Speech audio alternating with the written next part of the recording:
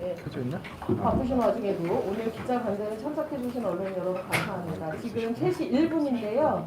그냥 바로 진행하도록 하겠습니다. 먼저 잠깐 간단하게 인사하시겠어요? 먼저 네, 시간. 예. 제가 먼저 하네요.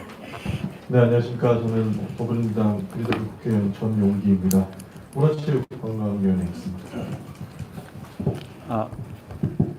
예, 저는 법사위에 있는 박준희라고 합니다. 예. 예, 교육에 있는 이탄 의원입니다. 경기도 의원과천의 이소영 의원입니다. 산자위에서 활동하고 있습니다. 제가 진행할까요? 예, 오늘 그 간담회 참석해 주셔서 너무 감사하고요. 오늘 간담회 취지는 아마 사전에 공지가 된 걸로 알고 있는데 저희가 무슨 특별한 입장을 낸다기보다는 이 사안이 워낙 좀 전문적인 내용이어서 이제 법 제도 절차 관련된 부분도 있고 그 중에서도 특히 이제 국회 절차 또 헌법재판 절차 관련된 내용이어서 좀 그 취재하고 또 보도하고 하시는데 좀 정보 제공 측면에서 저희가 좀 도움드리고자 만들어진 자리입니다. 그래서 그 자리 취지에 맞게 좀 진행을 할 계획이고요. 저희 뭐 시간이 많지 않으니까 지금 의원님들 바쁘셔서 우리 한 20분 정도는 할 수 있나요? 예. 그래서 바로 시작을 하겠습니다. 먼저 질문 주시면 질문 받고 저희가 뭐 대답 드리고 이런 식으로 하죠. 뭐. 예. 질문하실 때는 언론사 성함 먼저 말씀해 주시고 질문해 주시면 감사하겠습니다.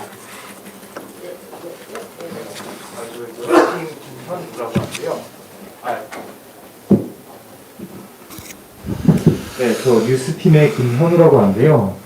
그 이번에 28일 되면은 임성근 판사 임기가 만료된다고 알고 있는데 2월에 현실적으로 좀 설도 껴있고 2월 국회도 진행을 해야 되는데 그 기간 내로 뭐 탄핵 심판 선고까지 이뤄낼 수 있는 건지 시간 타임테이블 어떻게 보고 계신지 궁금합니다. 제가 먼저 시작하고 일단 제가 항상 먼저 드리는 말씀인데 저희가 어제 그 발의한 161명 국회의원들 대표로 해서 기자회견 하면서도 말씀을 드렸지만 저희 소추안 발의 여부와 이제 헌법재판 소의 뭐 절차 진행 속도나 아니면 뭐 결과를 예측하는 문제는 두 가지는 철저하게 별개다라는 게 이제 저희 입장이고요. 뭐 어떤 상황을 예측해서 소추 여부를 결정하는 건 안 된다. 일단 그거에 대해서는 먼저 명확히 말씀을 드립니다. 그걸 전제로 해서 이제 말씀을 드리면 그 헌법재판 이제 2월 내에 처리가 가능하냐, 그 다음에 또 뭐 2월 지나고 나면 어떻게 되느냐, 이제 이런 여러 가지 이제 궁금증들을 많이 가지고 계신 것 같아요. 근데 이제 법률적으로 보면 이제 저희가 그냥 정보 제공 차원에서 말씀을 드리면 이제 여러 가지들이 있지만 뭐 2월 내에 처리가 뭐 불가능하다 뭐 이렇게 단언할 수 없는 상황이라고 저희는 보고 있고요. 그것은 이제 뭐 박근혜 전 대통령 탄핵 사건하고 비교를 하자면 일단 뭐 기록 양에서 박근혜 전 대통령 사건은 아시다시피 기록이 48,000 페이지 정도 되고 그 당시에 뭐 탄원서 이런 기타 자료만 해도 뭐 트럭 4대 분량이었고요. 증인도 저희가 기억하기로 거의 20명 가까이 됐던 사건으로 알고 있습니다. 그래서 아마 92일이 걸렸던 걸로 알고 있는데요. 이제 이 사건 같은 경우에는 일단 1심 판결이 벌써 존재하고요. 그 사건 박근혜 전 대통령 사건 같은 경우에는 이제 아예 재판 절차가 없었던 상황이기 때문에 뭐 제대로 정리가 안 돼 있었죠. 사실관계도 그렇고 또 법리적인 구조도 그렇고. 지금 이 사안은 일단 1심 판결이 벌써 존재하고 그리고 아마 이제 보도를 보니까 그 1심 판결 관련된 이제 뭐 수사 및 재판 기록이 한 10,000페이지 된다. 이런 보도를 봤는데요. 만약에 그게 사실이라고 하면 이제 그것만 해도 벌써 이제 기록 양이 한 5분의 1이잖아요. 그런데다가 그 사건 기록 중에서 그 사건은 이제 사실 형사 사건이기 때문에 직권남용죄 성립 여부에 집중이 돼 있었던 거고 그 사건 중에서 헌법재판에서 사실 쟁점이 될 헌법 위반 행위 관련된 건 굉장히 적은 부분일 거예요. 그래서 그렇게 보면은 더더욱 박근혜 전 대통령 사건보다는 사건 기록이 굉장히 규모가 작죠. 그래서 뭐 그리고 증인도 많지 않을 거다라는 이런 그 의견들이 많고요. 그래서 이제 그런 통상의 탄핵 심판 절차 지금까지 있었던 그런 것들 전제로 해서 뭐 언제까지 이게 처리가 가능하다 이렇게 예상하는 건 섣부르다. 이런 말씀드립니다. 좀 보완을 드리겠습니다. 마이크가 좀 오락가락하는데요. 그러니까 설사 임기 만료로 인한 자동 퇴직이 될 때까지 이제 헌재의 탄핵 심판 절차가 마무리되지 않으면 이 사건이 기각될 것이냐 하는 이제 질문들이 있는 것으로 알고 있습니다. 방금 김현우 기자님 말씀 주신 것도 이제 그 질문과 연결되어 있는 것으로 생각이 되는데요. 일단 먼저 이제 헌재의 판단을 미리 예측하는 것이 지금 국회의 의사결정에서의 본질이 아니다라는 부분에 대해서는 이탄희 의원 이야기에 전적으로 공감하고 그 실제 2월 안에 이 탄핵 심판이 마무리되지 않을 때 기각될 것이냐 하는 점에 대해서는 이 문제에 대해서 법률적인 측면에서의 의견을 말씀드리자면 법률 규정과 사례들을 고려할 때 설사 2월 안에 판단이 나지 않는다고 하더라도 본안 판단으로 갈 가능성이 매우 높습니다. 그 이유를 말씀드리면 우리 법제에서는 공무원이 파면으로 퇴직하는 것과 임기 만료로 단순 퇴직하는 것의 신분상 차이가 매우 큽니다. 파면으로 퇴직하면 공무담임권이 제한돼서 5년 동안 공무원 임용이 안 될 뿐만 아니라 공무원 연금이 제한되는 등 많은 효과가 생깁니다. 그렇기 때문에 지금 일반 국가공무원이나 지방공무원의 경우에도 비위공직자의 자발적 퇴직을 제한하고 있습니다. 그래서 지금 국회법 134조 2항이 규정을 제가 좀 읽어드릴 텐데요. 탄핵소추 의결서가 송달되었을 때는 소추된 사람의 권한 행사는 정지되며 임명권자는 소추된 사람의 사직원을 접수하거나 소추된 사람을 해임할 수 없다라고 규정하고 있는데 이 국회법 134조 2항의 취지도 같은 취지입니다. 탄핵안을 통해서 파면이 되게 되면 일반 사직이나 해임하고는 효과가 다르기 때문에 이렇게 도망가는 것을 차단하는 것입니다. 지금 헌재법 53조 2항은 해당 공무원이 다른 사유로 인해서 이미 파면되었을 때에는 탄핵 청구를 기각하도록 규정하고 있는데 이렇게 기각하도록 규정하고 있는 이유는 탄핵 결정의 효과도 파면으로 동일하기 때문에 다른 사유로 이미 파면되었을 때는 중복해서 파면 절차를 진행할 필요가 없기 때문입니다. 그래서 임성근 판사에게 탄핵 사유, 즉 파면 사유가 인정된다면 임기 만료로 인한 퇴직과 관계없이 헌재는 본안 판단을 할 가능성이 매우 높다고 보입니다. 또한 기존의 헌재 결정례들을 보더라도 이미 권리 침해가 종료된 대상에 대해서도 침해가 반복될 우려가 있거나 또 헌법상 해명의 필요성이 있는 어떤 사건들의 경우에는 지금까지 본안 판단을 해왔습니다. 예를 들어서 재판 대상이 된 법률이 이미 개정이 되어서 없어졌거나 대상이 되는 시험이 종료됐거나 또는 이미 권리 침해가 끝난 경우라고 하더라도 그것에 대한 위헌 여부를 판단하는 것이 헌법적으로 의미가 있고 이 재침해를 방지할 어떤 유익이 있는 경우에는 본안 판단을 했다. 이 사안의 경우에도 법관의 어떤 위헌적인 재판 개입에 대한 헌법적인 판단을 어찌 보면 최초로 내리는 사건이기 때문에 저는 헌재가 본안 판단할 것이라고 생각합니다. 정보 제공 차원에서 한 말씀을 좀 드리면 이제 박근혜 전 대통령 탄핵 당시에 제가 탄핵소추위원 단으로서 활동을 했었거든요. 그때 이제 기간이 많이 걸렸던 이유가 구체적인 어떤 증거 자료나 서류를 검토하는데 시간이 걸린 것도 있지만 절차를 어떻게 진행하느냐에 대해서 시간을 굉장히 많이 소비했었어요. 예를 들어서 형사소송 절차에 따라야 되냐 아니다 다른 소송의 절차에 따라야 된다 등등등 논쟁거리가 굉장히 많았었거든요. 근데 지난번 박근혜 전 대통령 탄핵을 계기로 헌재 내부에서는 이 탄핵에 대한 절차 운영을 어떻게 해야 되는지 기준이 갖춰졌다고 보시면 됩니다. 그래서 그 기준을 어떻게 세우느냐, 어떤 절차를 적용하느냐 등등에 대해서 논쟁을 하면서 시간을 보낼 필요가 없다는 점도 참고하셨으면 좋겠습니다.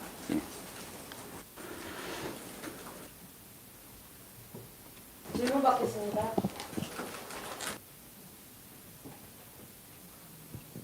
YTN 송재인 기자고요. 사실 시기 그러니까 절차상에 뭐 여쭈는 건 아니고 탄핵수수 절차 자체에 대한 질문인데 조금 더 시기가 빨랐으면 이후에 실익에 대한 우려나 지적도 좀 더 적었을 수 있다. 사실 뒤늦게 나선 게 아니냐 이런 지적도 일각에선 나오는데요. 여기는 좀 어떻게 보시는지. 뭐 거듭 말씀드리지만 저희가 무슨 어떤 입장을 내는 자리는 아니기 때문에요. 그냥 사실관계만 말씀드리면 1월 5일, 6일 이틀에 걸쳐서 그 당시에 이제 이 사건 그 세월호 7시간 재판 개입으로 인해서 결과적으로 피해를 보신 우리 세월호 가족들께서 국회의원들에게 직접 손편지를 보내서 이 판사들의 탄핵이 필요하다라고 알려오셨고요. 그게 이제 1월 초고 그 이후부터 저희가 이제 의원들끼리 335 준비를 해와서 지금까지 최대한 밀도 있게 진행을 해온 상황입니다. 그 과정은 다 그대로 보도가 됐기 때문에요. 아마 제 언론인들께서 어떻게 흘러왔는지 잘 알고 계실 거라고 생각합니다. 예. 그리고 제가 뭐 여러 번 말씀드렸지만 사실 저희가 이건 사실상 급작스럽게 이렇게 재임명 불임항을 해서 퇴직할 거라고 전혀 예상할 수 없었던 상황이라는 점을 다시 말씀드립니다. 네. 보완 말씀은 네. 위헌적인 행위를 한 법관에 대해서 탄핵을 하는 최적의 시기가 언제냐 하는 질문에 대해서 정답은 없다고 생각을 합니다. 오히려 임성근 판사의 임기 만료 퇴직이 이제 코앞으로 닥쳐오면서 국회 내에서 다양한 의견 그리고 다양한 정당들 사이에 논의가 더 밀도 있게 진행된 측면이 있습니다. 저는 지금도 늦지 않은 시기라고 생각합니다.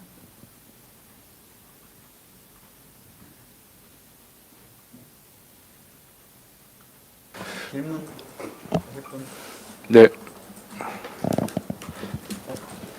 네, 저 경향신문의 박광현입니다. 그 사법농단과 관련된 그 법관들이 굉장히 많은 걸로 알고 있는데요. 그 사법농단 법관 탄핵은 임성근 부장 판사로 끝인가요? 이게 사실 이번 탄핵 추진도 1심 형사재판에서 재판부가 위헌이라고 언급한 내용에 좀 근거를 두고 있는데 추후 좀 이러한 판결이 없으면은 다른 법관들에 대한 탄핵 추진 같은 것도 좀 쉽지 않다고 봐야 되는지 궁금합니다. 그 부분은 좀 앞서가시는 질문인 것 같고요. 예, 저희가 정보 제공 차원에서 드릴 수 있는 질문이 좀 아닌 것 같습니다. 죄송하지만.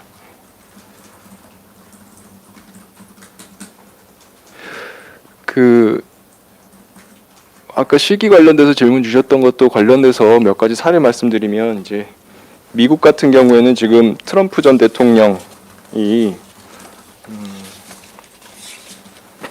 1월 20일자로 임기가 만료됐는데요. 일주일 전인 1월 13일 날 미국 하원에서 탄핵 소추 의결이 있었고요. 그리고 지금도 이 절차가 각하되지 않고 상원 접수 절차가 진행되고 있는 상황이라는 점. 그리고 이제 미국 같은 경우에는 그게 최초가 아니고요. 과거 사례도 있습니다. 보니까 1876년에 전쟁부 장관이 탄핵소추 의결 직전에 사임을 했는데 사임한 이유였음에도 불구하고 하원에서 탄핵소추 의결을 했고 이거에 따라서 상원에서 절차를 중단하지 않고 본안 판단까지 의결을 통해서 본안 판단까지 나간 경우가 있습니다.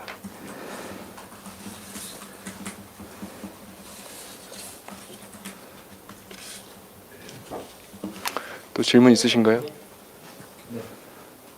예, 연합뉴스TV 박현입니다. 방금 트럼프 대통령 사례를 드신 것도 그렇고요. 임성근 판사 탄핵안 발의 시점 설명을 하시면서도 말씀을 하셨는데 그러면은 가장 문제되는 소지가 문법적으로 말하기는 좀 그렇지만 이게 임기가 얼마 안 남았기 때문에 그걸 위급하다 시급성을 보신 것인지 아니면은 위헌성이 크기 때문에 이거를 처음부터 탄핵안 발의를 하신 건지 그게 좀 헷갈리는 부분이 있는 것 같습니다. 그 위헌성이 큰 거는 이제 그 탄핵소추 요건에 대한 말씀이시잖아요. 그러니까 이 사람이 대상이냐 아니냐. 근데 이제 그거에 대해서는 저희가 거듭 말씀드리죠. 이제 법원에서 이미 판결로서 공이 있는 사람이다라는 거를 말씀드리는 거고요. 그 다음에 시기에 대한 질문은 이제 사건의 경과에 대해서 쭉 저희가 설명을 드린 것 같아요.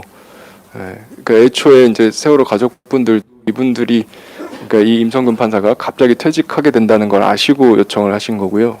그래서 저희도 그 상황이라는 걸 인지하고 시간을 허비하지 않고 최대한 밀도 있게 진행을 해온 상황입니다.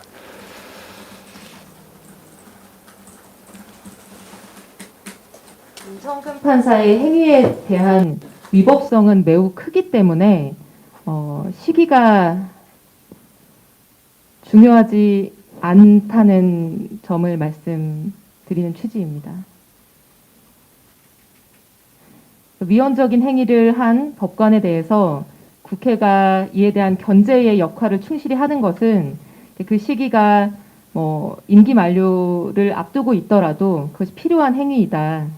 그것은 위헌성이 크기 때문이다. 이런 취지입니다.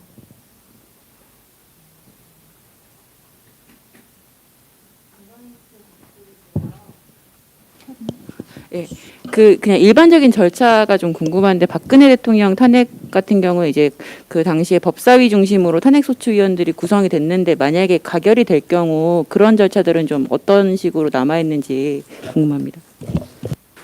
예, 확정된 건 아닙니다. 확정된 건 아닌데 어제하고 오늘 법사위원장님하고 좀 말씀을 나눴습니다. 확정된 건 아닙니다. 또 확정 이렇게 하면 또 법사위원장님이 저한테 또 짜증내실 수도 있으니까 얘기 좀 나눠본 거는 고민을 이제 서로 좀 나눠본 거는 과거에 이제 박근혜 전 대통령과 같이 뭐 탄핵소추위원단까지 꾸릴 필요가 있을까? 약간 이런 회의적인 반응이었고요. 법에는 이제 법사위원장이 탄핵소추위원이 된다라고만 되어 있고요. 예전에 박근혜 전 대통령 탄핵 당시에 위원단을 만든 건 그때 법사위원장이었던 권성동 의원이 다른 정당들의 요구를 받아서 그렇게 꾸린 거거든요. 그러니까 법상 의무는 아니거든요. 그러니까 꼭 그렇게 꾸려야 될까 정도의 고민, 약간 회의적 고민이 있으신 것 같고, 대리인단의 경우에도 이제 박근혜 전 대통령 탄핵 당시에는 16명 정도로 꾸려졌던 걸로 기억하는데 그렇게 크게 꾸릴 필요가 있을까라는 회의적인 반응 정도가 있었습니다. 그래서 박근혜 전 대통령 때하고는 좀 달리 위원단이나 대리인단 구성 및 운영이 될 것 같다는 느낌이 좀 있고요. 그리고 아무래도 아까 이탄희 의원도 자세히 설명하셨지만 사안이 굉장히 복잡하거나 또는 사안의 크기가 굉장히 크거나 한 건 아닙니다. 이미 이제 수사가 다 마쳐졌고 1심 판결까지 나온, 그래서 사실관계 어느 정도 정리된 것이라서 그런 어떤 사건의 특성에 맞춰서 이후 운영이 되지 않을까 싶습니다. 예. 참고로 박근혜 전 대통령 탄핵 결정은 그 결정 선고 시에 그 당시에 헌법재판관 이정미 재판관께서 서문을 통해서 그 재판에 소요된 시간과 기록의 량, 증인의 숫자 이런 거 다 아마 밝히신 게 있을 겁니다. 그거랑 좀 비교를 해보시면 좋겠습니다.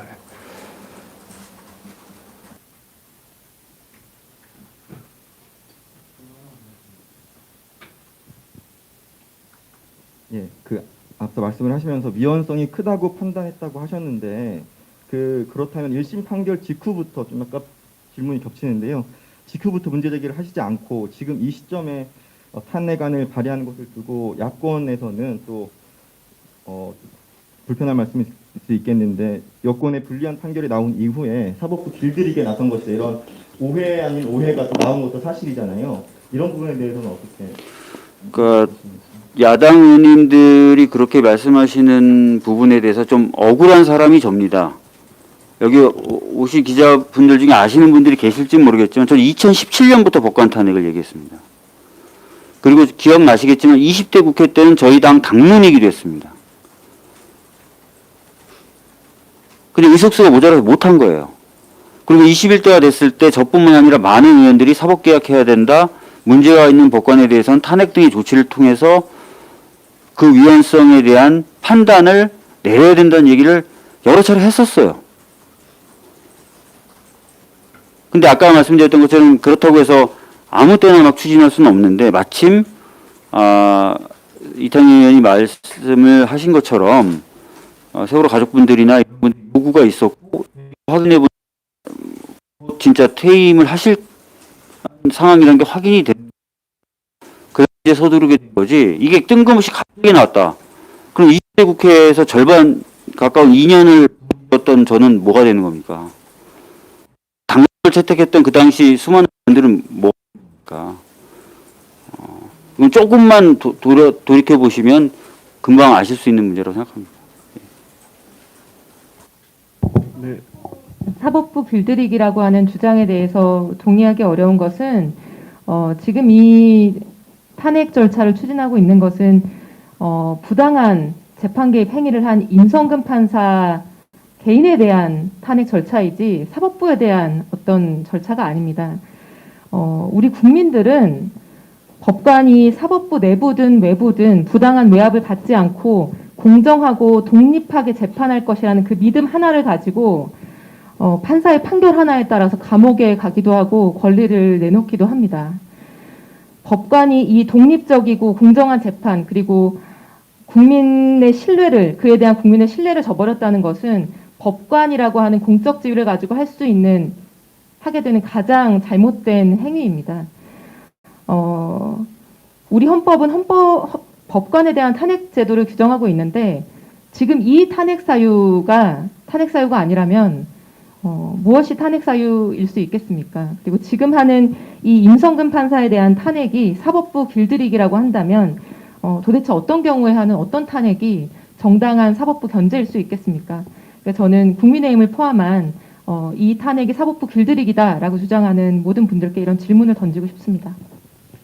네, 준영 의원님도 저도 좀 덧붙여서 말씀드리고 싶은데요. 제가 사실 이 자리에 왜 있는지 궁금해하시는 분들 좀 계실 것 같아서 말씀드리는데요. 사실 그 21대 국회가 시작하고 나서 법관 탄핵의 이슈에 대해서는 어느 정도 논의가 있었습니다. 그때부터 추진이 되어 오던 사안이고 이 위헌성이 짙어지고 확정 판결이 나고 나서는 꼭 필요하다라는 것을 사실 저도 같이 이야기를 했었거든요. 왜 그러냐면 저는 옆에 계신 세 분처럼 법조인이 아닌데 이 위헌 판사들이 하는 모습들을 보고 이것은 우리 대한민국의 법원이 정의가 있는가에 대한 것부터 시작을 해서 많은 의원님들 그리고 법조인 출신이 아닌 의원님들과 이 공감대를 형성해 나가는 역할을 좀 맡아서 했었거든요. 그래서 시기를 급박하게 저희가 추진했다기보다는 그동안은 위헌적인 내용들을 공유하는 과정들을 거쳤고 지금 임성근 부장판사가 갑작스럽게 사임계를 내게 되면서 지금 당장 나오게 된 거기 때문에 뭐 급하게 급조해서 나오는 이런 것은 아니다라는 말씀을 드리고 싶습니다. 저도 좀 첨언해서 말씀드리면 우리 박주민 의원께서 억울하다고 하시니까 저도 좀 생각나는 게 있는데 제가 처음에 법관 탄핵을 주장을 한 건 2019년 5월입니다. 그 당시에 이제 김명수 대법원장이 징계를 하면서 일부 사법농단 관여 판사들에 대해서 징계 사유가 인정이 되지만 징계 청구를 하지 않는 사건이 있었습니다. 그래서 그때부터 이게 헌법 위반 행위이기 때문에 탄핵 소추를 통해서 헌법 재판을 회부돼야 된다라는 이야기를 했었고요. 이것은 아마 곧 금방 확인이 되실 겁니다. 그리고 2020년 1월 19일에 제가 정치 참여를 선언하면서도 가장 먼저 필요한 게 법관 탄핵이다라고 말씀을 드린 바 있습니다. 그리고 이제 사법부 길들이기 관련돼서는 만약에 정말 그러는 거라고 하면은 사법부가 싫어하면 판사에 대해 탄핵 소추를 하겠죠. 근데 이것은 법원에서 판결이나 전국법관대표자 회의나 나가서 다른 여러 가지 통해서 사실상 탄핵을 국회에서 필요하다라고 공인을 한 판사에 대해서 저희가 탄핵 소추를 하는 겁니다.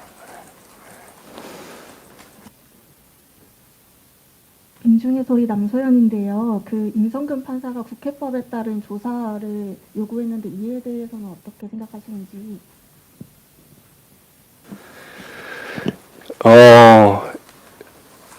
일단 뭐 그 부분에 대해서는 저희가 결정할 사안은 아닙니다. 그래서 뭐 통상의 법 절차에 따라서 결정이 될 거라고 생각을 하고요. 다만 이제 정보재건 차원에서 말씀을 드리면 저희가 파악하기로 탄핵 절차에서 실제로 뭐 추가적인 사실 조사가 필요하다고 해서 법사위에 회부돼서 사실 조사를 실질적으로 진행한 사례가 없는 걸로 알고 있습니다. 아마 확인해 보시면 좋을 것 같고요. 그 다음에 이 사안은 사실관계가 1심 판결에 의해서 어느 정도 확정이 되어 있는 상태고요. 중요한 건 이 행위에 대한 헌법적인 평가만 남은 상태입니다. 제가 좀 한 말씀 보충해서 드리면 야당은 임성근 부장이 곧 퇴임할 건데 왜 실익 없는 탄핵 절차를 시도하느냐고 하면서도 10일간의 시간을 들여 조사하자고 그러면 이건 앞뒤가 맞습니까? 그래서 좀 이상하다는 생각이 계속 들었고요. 이탄희 의원이 말씀하신 대로 그런 전례가 없고 이미 사실관계나 이런 거에 충분히 확인이 됐기 때문에 굳이 그런 절차는 밟을 필요가 없지 않겠느냐라는 생각을 가지고 있습니다. 예. 네, 탄핵 사유 언급이 있으셨는데요. 그러면 지금 야권에서 대법원장 탄핵 카드를 들고 나왔는데 그 카드에 대해서는 탄핵 사유의 요건을 충족한다고 보시는지 혹은 뭐 정치적인 노림수라고 보시는지 거기에 대해 한 말씀 부탁드립니다.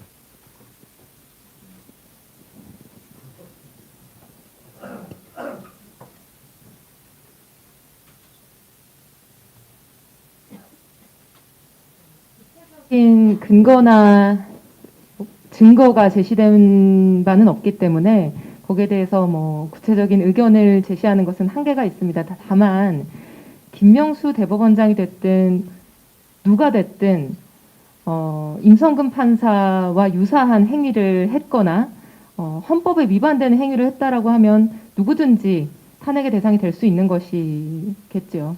근데 아직까지 야당의 주장의 내용에서는 그런 사유가 있다고 볼 만한 근거나 증거나 이유가 없다고 생각합니다. 예, 저희가 좀 원론적인 말씀을 드린 거고요. 임성근 판사에 대해서는 구체적으로 판결을 통해서 확인이 된 재판 개입 행위가 있다. 그리고 1심 판결문에서 6차례나 이미 헌법에 위반된다라고 명시했다라는 점을 강조를 드립니다. 다른 질문을 못 하시는 언론인들도 계시니까 좀 다양하게 하실 수 있도록 해방하셨는데 왜냐면 되게 더 이상 질문 안 받고 있습니다. 안 하는 걸 하시네요. 네, 고맙습니다. 임성근 판사가 소추넷에 일부 문구만 근거로 탄핵을 소추한다는 게 법관을 위축하는 의도다라고 입장문을 남겼거든요. 그것에 대해서는 어떻게 생각을 하시는지. 법관을 위축시킨 것은요, 임성근 판사입니다. 네. 재판에 개입해서 인사권을 본인이 가지고 있다라는 것을 무기로 해서 일선 재판장한테 판결문을 선고하기 전에 미리 가져오라고 요구를 하고 법정에서 어떤 방식으로 말하고 선고할 때 어떤 태도를 취하라고 지시를 하는 있을 수 없는 재판 위축 행위를 한 당사자입니다. 그래서 하여튼 더 하고 싶은 말은 많은데요. 이제 이 정도 하겠습니다.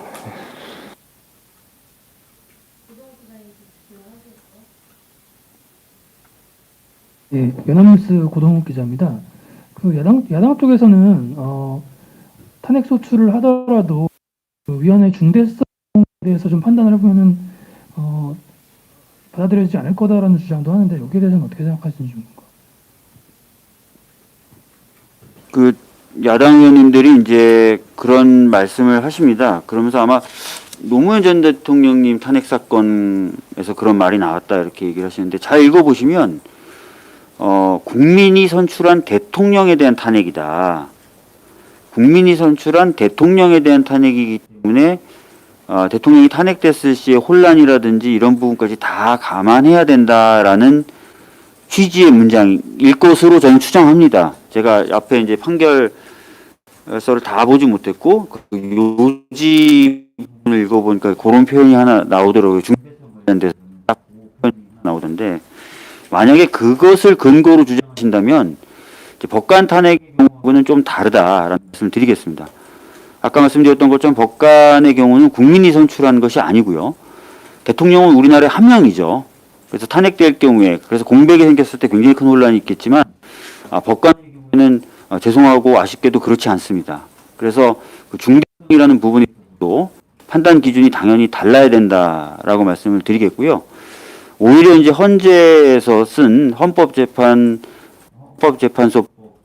관련된 책을 좀 보면 이 법관에 대한 탄핵에 대해서 뭐라고 평가를 하고 있냐면, 이 법치주의 원칙이 굉장히 중요한데 이 법치주의 원칙이 법관에도 적용되게 하는 장치로 이해하고 있습니다. 판사도 법관도 법에 따라야 되잖아요. 판사라고 해서 법에 안 따르면 안 되잖아요. 그래서 이제 법관도 법에 따르게 하는 장치. 이렇게 판사에 대한 탄핵을 이렇게 이해하고 있다. 이런 부분을 좀 이해해 주셨으면 좋겠습니다. 좀 또 추가로 말씀드리면, 그러니까 지금 박주민님 말씀처럼 대통령 탄핵의 경우와 법관 탄핵의 경우에는 심사 기준이 다르고요. 그다음에 두 번째로 전국 법관대표자회의에서 이 임성근 판사의 행위 같은 재판 관여 행위에 대해서 중대한 헌법 위반 행위다라고 선언한 바 있다는 점을 참고로 말씀드립니다. 중대한 헌법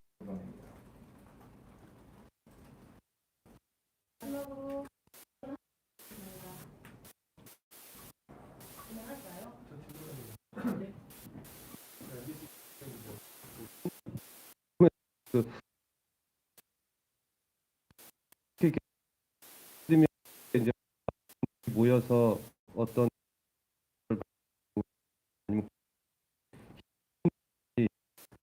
이게 재판부에서 1심 판결은 굉장히 의미 있다고 보는데 거기에 어떤 그게 좀 의미가 있나 개인적으로 궁금해서 여쭤보는 거예요. 그 이제 재판 독립을 수호해야 될 기관은 일선 판사들이 1차적인 기관입니다. 그 수호의 의무를 지고 있는 전국 3,200명의 판사들의 총의가 묶여져 있는 내용이기 때문에요. 그러한 선언이기 때문에 절대로 가볍게 볼 수 없는 내용입니다. 네.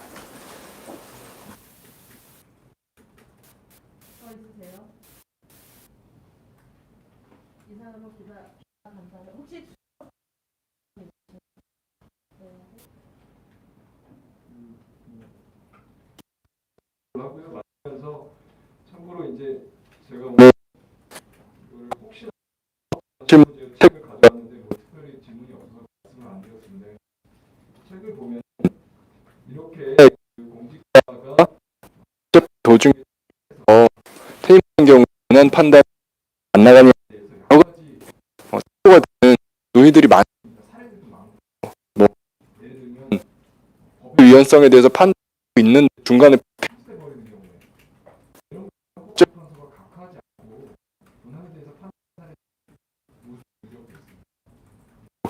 그거 외에도 헌법소의 경우에 예를 들어서 교사 임용 가산점 부여에 대해서 헌법소가 제기했는데 그 부여 절차가 다 끝나버려서 상황이 종료된 경우에도 나아가서 본안 판단한 경우도 이런 사례들이 굉장히 많기 있기 때문에요. 그 부분들에 대해서 좀 언론님들께서 좀 관심 아직 많이 취해 주시면 좀더 우리가 풀리지 않을까 말씀 마지막으로 드리면서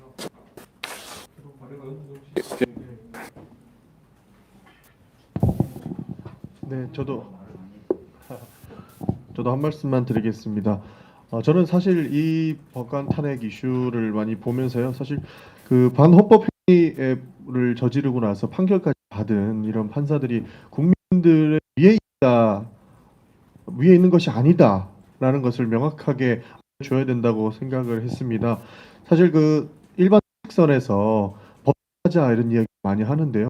그 법을 집행하는 기관에서 반헌법적인 행위를 하고도 국회에서 할 일을 하지 않아서 그분들이 이제 다음에 스텝을 또 볼 수 있게끔 하는 것은 직무유기라고 생각을 해서 저는 법조인이 아니지만 이게 굉장한 기울였다는 말씀을 드렸습니다. 감사합니다. 저 할게 생각보다 말을 많이 구성하고 법치가 구현되는 데 가장 장애물이 되는 것이 무엇이냐라고 하면은 대부분의 이제 법학자들이 하는 게 법을 집행하는 자들로 하여금 법을 집행하는 게 제일 어렵습니다. 법치주의 구현의 가장 어려운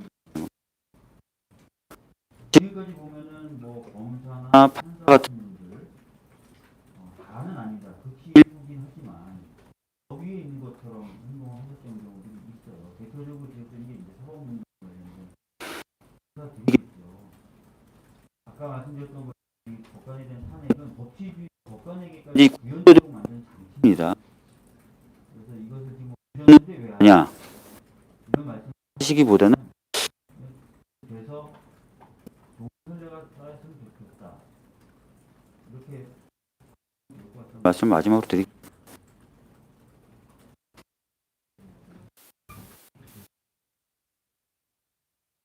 에서 본안 판단이 설시된 헌법 되면 큰 의미가 있다고 합니다. 그 결정문에 어떤 행위가 재판 개입에 해당하고 또 우리 헌법상 허용되지 않는 법관의 행위가 어떻게 거고요. 저는 그 내용을 가지고 그 지점에서부터 판사들의 직업 윤리 기준을 새롭게 쓰고 만들게 될 것입니다. 이는 투명하고 독립적인 법원을 만드는 데 있어서 아주 중요한 기준, 초석이 될 것이라고 생각합니다. 또한 헌법을 위반한 판사와 공직자들을 국사회에 복귀하지 못하게 하는 선례를 만듦으로써 모든 공직자들, 특히 지금까지 성역과 같이 생각되어 온 사법부 법관들에게 경종을 울리게 될 것이라고 생각합니다. 그런 측면에서 많은 관심을 부탁드립니다.